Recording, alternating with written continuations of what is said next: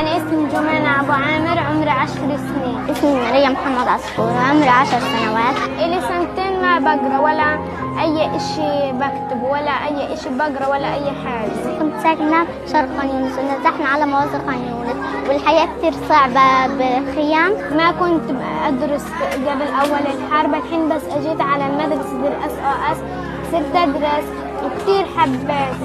أنا جاية على مدرسة SOS عشان أتعلم، يسلموني كراسية فيها دفاتر وألوان وأقلام. أنا هنا بتعلم علوم وعربي وإنجليش وحساب. نفسي أكبر وأتعلم وأصير دكتورة عشان أعالج أطفال غزة اللي مش قادرين يطلعوا بسبب إغلاق المعابر.